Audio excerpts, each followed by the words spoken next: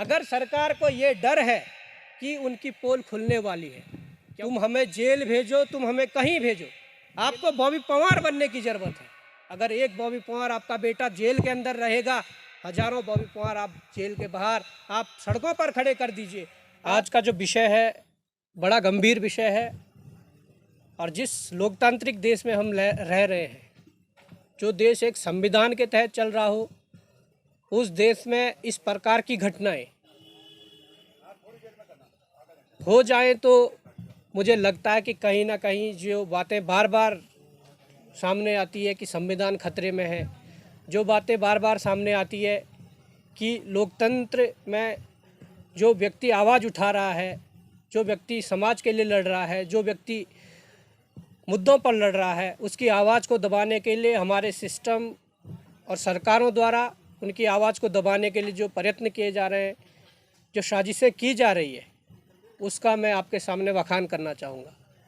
आज का जो मुख्य विषय है वो इस प्रकार से है कि आज लगातार हम लंबे समय से संघर्ष कर रहे हैं इस प्रदेश हित के लिए।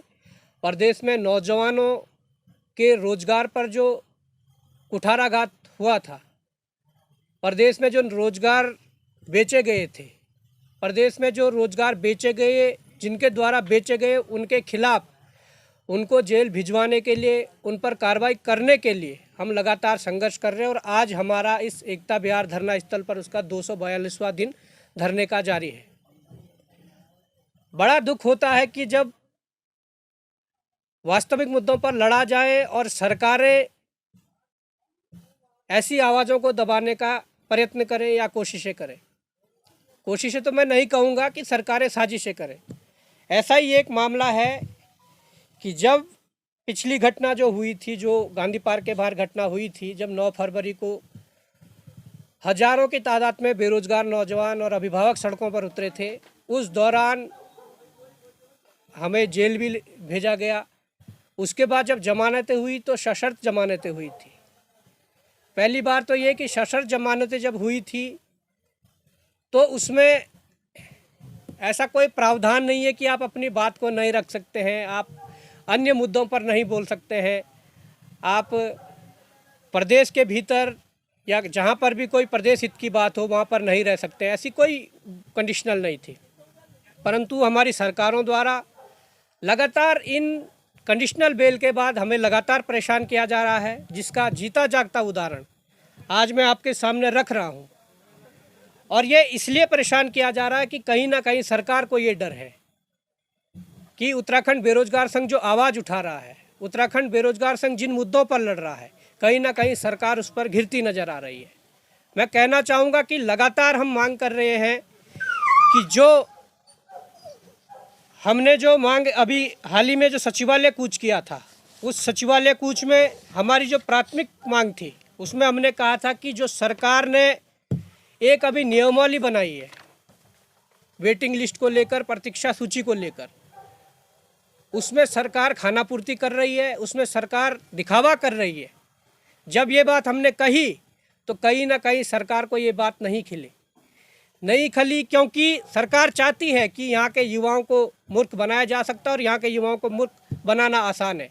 पर मैं ये कहता हूँ कि प्रतीक्षा सूची का जो मामला है, उस मामले में सरकार ने एक जीओ जारी करा, उत्तराखंड शासन कार्मिक एवं सतर्कता अनुभाग 2 ने, जिसमें यह लिखा गया कि प्रतीक्षा सूची तैयार किया जाना एवं आयोग का जो उसमें जो नियम दिए गए हैं, उनमें कहा गया है कि एकल संवर्ग के पदों हेतु आयोग चयन संस्थाओं द्वारा आयोजित प्रतियोगात्मक परीक्षाओं के आधार पर सीधी भर्ती के माध्यम से चयन में तैयार प्रवीणता सूची के अनुसार रिक्तों की संख्या 25% से अधिक सीमा तक प्रतीक्षा सूची तैयार की जाएगी। मैं ये कहना चाहता हूँ कि शासन ने जो ये नियमावली बनाई है, जो जीओ बनाया है, इसमें प्रतीक्षा सूची की बात तो की गई है, परंतु एकल संवर्ग के पदों की बात की गई है, जिसमें कि सरासर उत्तराखंड के युवाओं को मूर्ख बनाया जा रहा है। इससे पूर्व में 23 वर्षों के इतिहास में देखा जाए तो एकल संवर्ग की जो परीक्षाएं होती है, उस हर एक परीक्षा में प्रतीक्षा सूची निकलती है। केवल एक पुलिस कांस्टेबल की भर्ती को अगर छोड़ दिया जाए तो सभी परीक्षाओं में निकलती थी। पर आज सरकार इसे अपना एक हथियार बनाना चाह रही है कि हमने प्रतीक्षा सूची के लिए जियो बना दिया है, जबकि समूचे प्रदेश के बेरोजगारों की ये मांग है कि यहाँ पर जो प्रतीक्षा सूची जो जारी होने का जो नियम है, उस नियम में आप जो क्लब एग्ज़ाम है, जो अनेकों विभागों के एक साथ एग्ज़ाम होते हैं और अधिकतर एग्ज़ाम उत्तराखंड में वही होते हैं, उनके लिए प्रतीक्षा सूची का प्रावधान किया जाए। परंतु मैं कहना चाहता हूँ, उसी जियो में अंतिम में एक पैराग्राफ लिखा गया है कि एकल संपर्क के, उसमें लिखा गया है कि राज्य सरकार इस नियमावली के किसी उपबंध के कार्यान्वयन के में किसी कठिनाई को जिसके बारे में वह एकमात्र निर्धारक हो, दूरी करने के प्रयोजनार्थ कोई ऐसा सामान्य या विशेष आदेश दे सकती है जिसे वह उचित व्यवहार या लोकहित में आवश्यक या समीचीन समझे। तो मैं ये कहना चाहता हूँ कि जब इस जियो में ये प्रावधान है, तो लगातार प्रदेश भर का नौजवान ये मांग कर रहा है कि जो क्लब एग्ज़ाम है उन सब में प्रतीक्षा सूची जारी की जाए, तो क्यों सरकार इस और ध्यान नहीं दे रही है। दूसरी बात यह है कि हमने बात की थी कि जो प्रयाग पोर्टल जो लाया गया है, प्रयाग पोर्टल में मुझे लगता है जो किसी मंत्री का जिसमें हाथ है, उस प्रयाग पोर्टल को उत्तराखंड में लाने का उद्देश्य है भाई भतीजावाद, अपने लोगों को फ़ायदा पहुंचाने के लिए। क्योंकि मैंने उस दिन भी कहा था कि प्रयाग पोर्टल एक सेवाजन कार्यालय और विभाग के बीच का एक दलाल साबित होगा, और वो होगा क्योंकि उसमें जो चयन प्रक्रिया है वो इस प्रकार से है कि जिस प्रकार से कोई वैकेंसी निकलेगी और उसमें फॉर्म भरे जाएंगे, तो अगर 10 सीटों पर 1000 फॉर्म भरे जाते हैं तो वो उसमें 3 गुना 30 आदमियों को लेंगे, परंतु वो 30 व्यक्ति कौन होंगे? वो 30 व्यक्ति वो होंगे जिन्हें रैंडमली वहाँ से उठाया जाएगा, और रैंडमली हमेशा भी या अधिकारी के चहेतों को या नेताओं के चहेतों को वहाँ से उठाया जाएगा। ये भी उत्तराखंड के युवाओं के लिए बड़ा एक चुनौतीपूर्ण यहाँ पर वो रहेगा कि किस प्रकार से वो अपनी मेहनत को पार पा सकें। तीसरी बात, जो बैकडोर एंट्री का जो खेल चल रहा है वो बड़ा ज़बरदस्त खेल चल रहा है, जिसमें इन्होंने कहा कि हमने नकल रोधी कानून ला दिया है, और नकल रोधी कानून के बाद यहाँ की परीक्षाओं में नकल नहीं हो रही है, परीक्षाएं पारदर्शी रूप से हो रही है। परंतु उत्तराखंड सरकार धीरे धीरे सीधी भर्तियों का जो प्रावधान है वो समाप्त करने जा रही है। इन्होंने बैकडोर एंट्री के माध्यम से देश की तमाम कंपनियों को, एजेंसियों को यहाँ पर लाया है, और उसके तहत बैकडोर एंट्री से जो नियुक्तियाँ हो रही है उसमें कम से कम 60 से 70% नियुक्तियाँ ऐसी है जो प्रदेश के बाहरी युवाओं को यहाँ पर नौकरी पर रखा जा रहा है, जिसमें कि हमारा योजना आयोग जो है, उस योजना आयोग में एक व्यक्ति की सैलरी 70 से 75 हज़ार रुपये है, परंतु वहाँ जो नियुक्तियाँ हुई है प्रदेश के बाहर के लोगों की नियुक्तियाँ वो वहाँ पर कर रहे हैं। तमाम ऐसे विभाग हैं। उसके बाद मैं ये कह दूं कि हम लगातार सरकार को जगाने की कोशिश कर रहे हैं। हमने चाहे संजय टोलिया का मामला हो, जो सीएम के संयुक्त सचिव है, उन पर आरोप लगाए थे कि वो गलत तरीके से उस पद पर बैठे हुए हैं। हमने आरोप लगाए थे कि मुख्यमंत्री इसका संज्ञान लेकर उनको वहाँ से हटाएं, परंतु धामी सरकार, जीरो टॉलरेंस सरकार का आप एक्शन देखिए। उनको वहाँ से हटाए बिना या हटाने के बजाय उनको अपर सचिव के पद पर उनको प्रमोशन दिया जाता है, और इसलिए दिया जाता है, मैं खुले तौर पर यहाँ पर आरोप लगा रहा हूँ, इसलिए दिया जाता है और 6 महीने के लिए दिया जाता है कि मार्च फाइनल का जो ब्लैक मनी है, मार्च फाइनल में जो पैसा इकट्ठा करना होता है, उसके लिए यहाँ पर इनकी मुझे लग रहा है कि प्रमोशन किया होगा। ऐसे खेल लगातार आए दिन उत्तराखंड में चल रहे हैं। जो चीज़ें बाहर निकल कर आ रही है उन पर हम आवाज़ उठा पा रहे हैं, परंतु अंदर खाने आप परसों का हालत देख लीजिए कि लोक सेवा आयोग के अध्यक्ष, जिनका कार्यकाल समाप्त हो चुका था, वो कार्यालय में अपनी फाइलों को सिग्नेचर कर रहे हैं, उनको फाइलों को आगे बढ़ा रहे हैं। कितना बड़ा दुर्भाग्य है। मैं ये कहना चाहता हूँ कि इस प्रकार के जो कृत्य प्रदेश के अंदर चल रहा है उसके खिलाफ लगातार आवाज़ हम उठा रहे हैं, परंतु मज़े की बात अब ये है कि उस आवाज़ उठाने का नतीजा क्या है। अब मैं पॉइंट पर आता हूँ। उस आवाज़ उठाने का नतीजा ये है कि जब हम इस प्रकार के कार्यक्रम कर रहे हैं, इस प्रकार के आंदोलन कर रहे हैं, तो हमें एक नोटिस प्राप्त होता है न्यायालय मुख्य न्यायिक मजिस्ट्रेट देहरादून से, परंतु ये हमें डायरेक्ट कोर्ट से ये नोटिस नहीं मिलता है। हमें पुलिस चौकी से फ़ोन आता है कि आपके लिए एक नोटिस आया है, और पुलिस चौकी से इसलिए फ़ोन आता है कि जो इसमें इंटरफेयर किया हुआ है वो उत्तराखंड सरकार का है, धामी सरकार का है और पुलिस का है।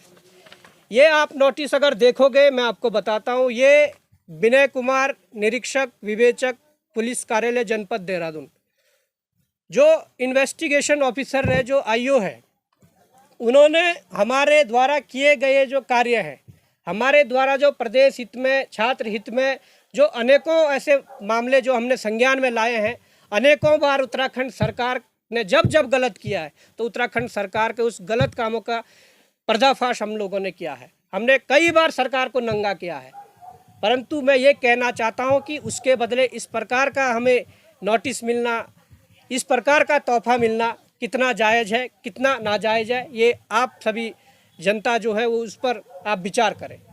ये विनय कुमार जी हैं, ये इंस्पेक्टर हैं देहरादून में, और ये हमारे उस केस के विवेचक हैं। ये आईओ है जब 9 फरवरी को जो केस हुआ था। हमने प्रदेश के अंदर अपनी बात को रखने के लिए तमाम जगह पर हमने भ्रमण किया। इस दौरान हम कुमाऊं मंडल में भी गए, गढ़वाल मंडल में भी गए और देहरादून में भी कई कार्यक्रम किए। अब होता क्या है कि बागेश्वर की घटना किसी से छुपी नहीं है।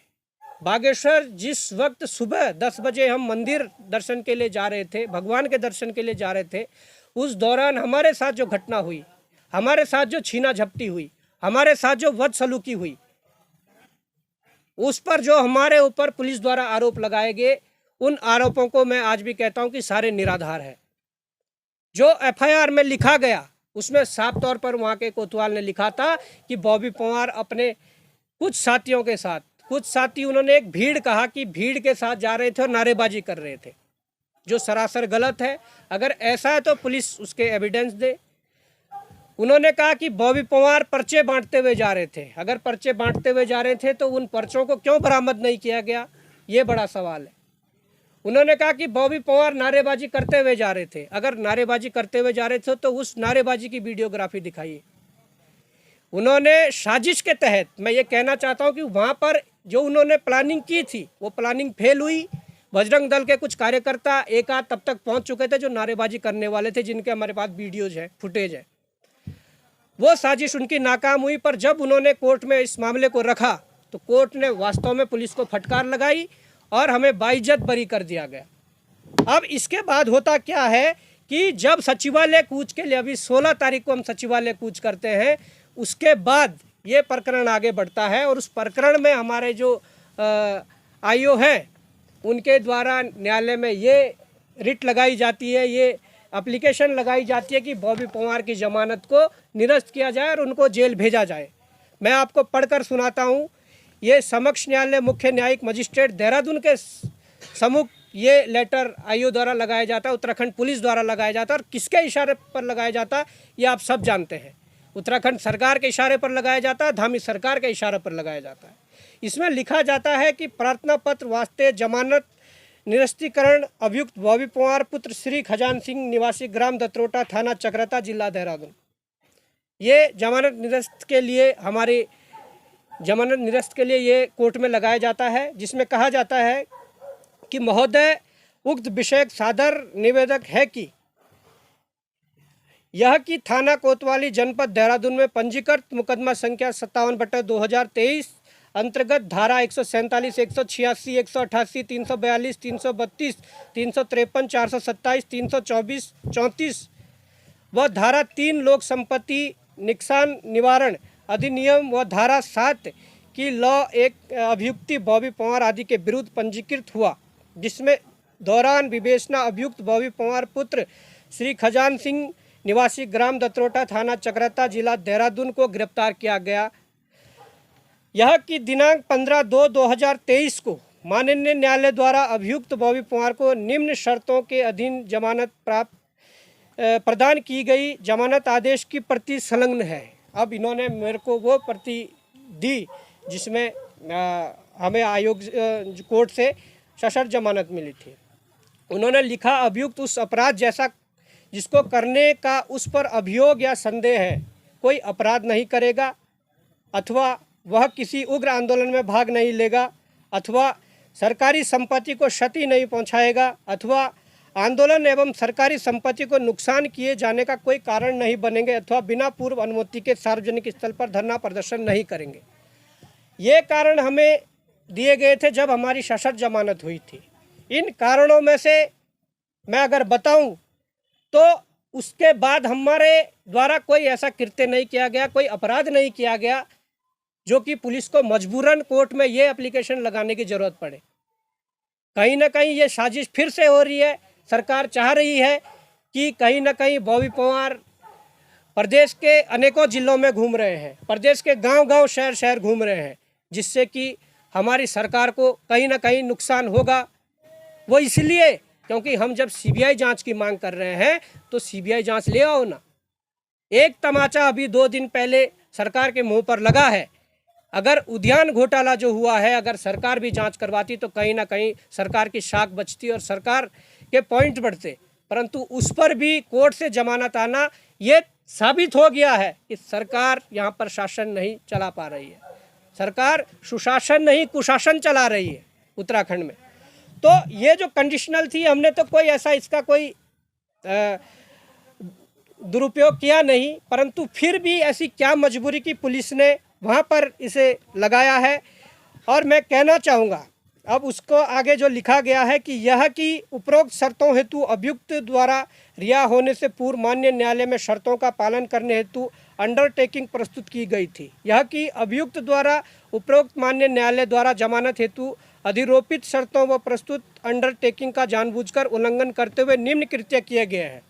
और इसमें जो कृत्य गिनाए गए हैं आप चौंक जाओगे। इन्होंने जो कृत्य गिनाए हैं, उत्तराखंड पुलिस का ये चेहरा, उन्होंने कहा कि त्यूणी प्रकरण। अब मेरे समझ से पर है कि त्यूणी प्रकरण कौन सा प्रकरण है, मुझे नहीं पता कि त्यूणी प्रकरण कौन सा प्रकरण है।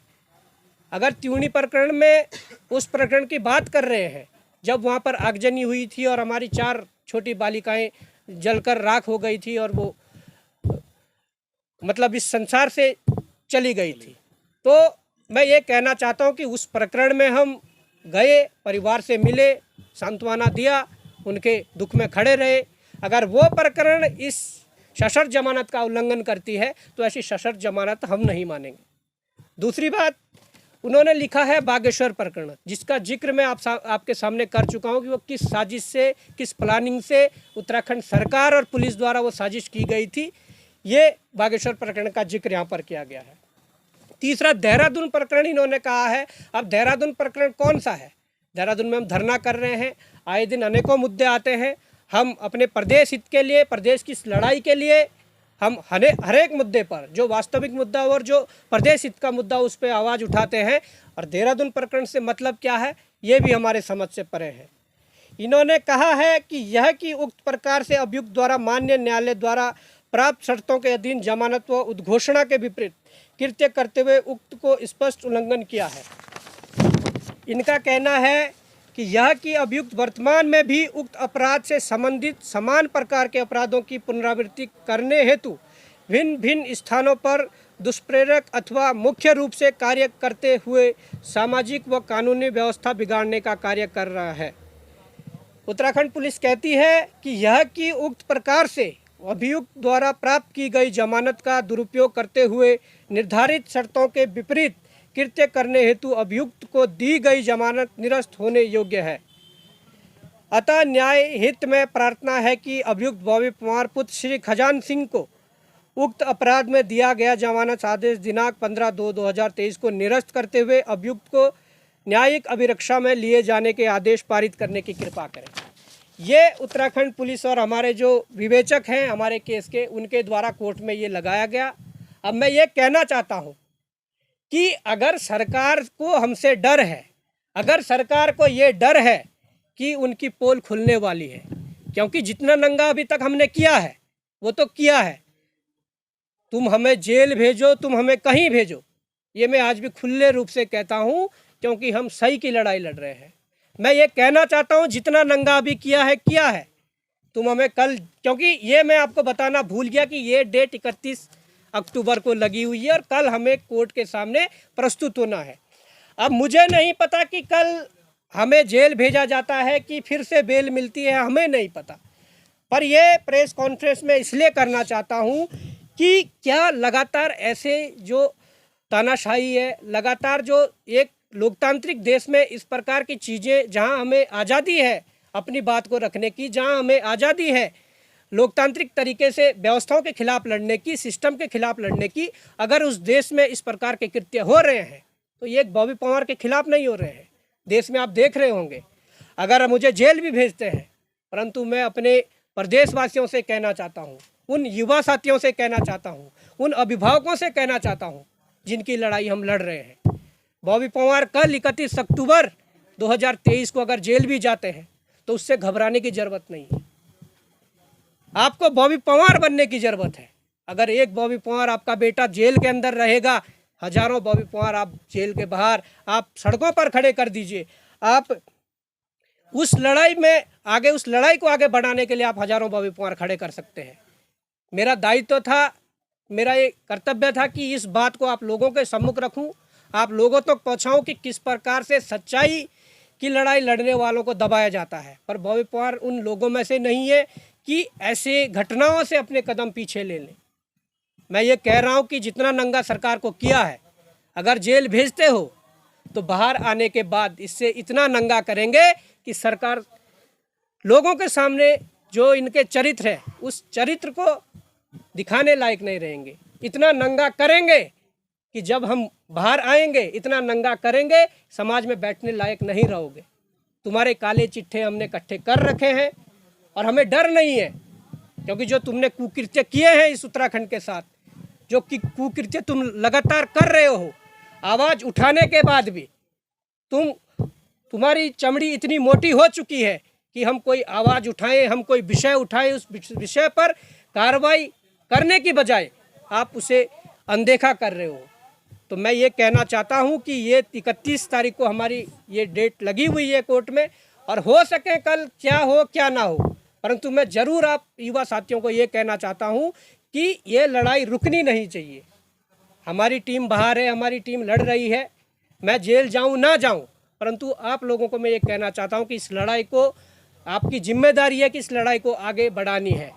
ये साबित हो चुका है उद्यान घोटाले से, इतना बड़ा घोटाला, और सरकार जांच के आदेश नहीं कर रही है। जाते जाते चीफ जस्टिस विपिन सांघी जी ने उस पर सीबीआई जांच के आदेश दे दिए। तो ये साबित हो चुका कि सरकार अच्छे से काम नहीं कर रही है, सरकार अपने लोगों को बचा रही है। और ये मैं कह रहा हूँ, दावे के साथ कह रहा हूँ, जिस दिन इस भर्ती घोटालों की सीबीआई जांच हुई, उस दिन बड़े बड़े अधिकारी और बड़े बड़े नेताओं का नपना तय है।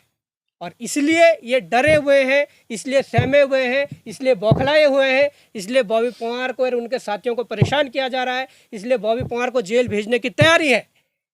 पर हम अगर जेल भी गए तो मैं अपने उत्तराखंड के उन साथियों से, उन युवाओं से, अभिभावकों से कहना चाहता हूँ, ये लड़ाई नहीं रुकनी चाहिए, क्योंकि इस प्रकार के कृत्य सरकार डर कर रही है। और धामी जी के तो ऐसे काले कारनामे हमने इकट्ठे कर लिए हैं जिसको कोई सोच भी नहीं सकता है। मुख्यमंत्री हदें पार करते हैं, पर जितनी हदें मुख्यमंत्री धामी जी ने पार की है, मुझे लगता है कि प्रदेश में कोई पहला ऐसा मुख्यमंत्री होगा जिन्होंने इतनी हदें पार करी है। जो मामले में भविष्य में 10, 15, 20 दिनों के अंदर मैं आपके सामने रखूंगा और पूरी तरह से उसे खोलूंगा।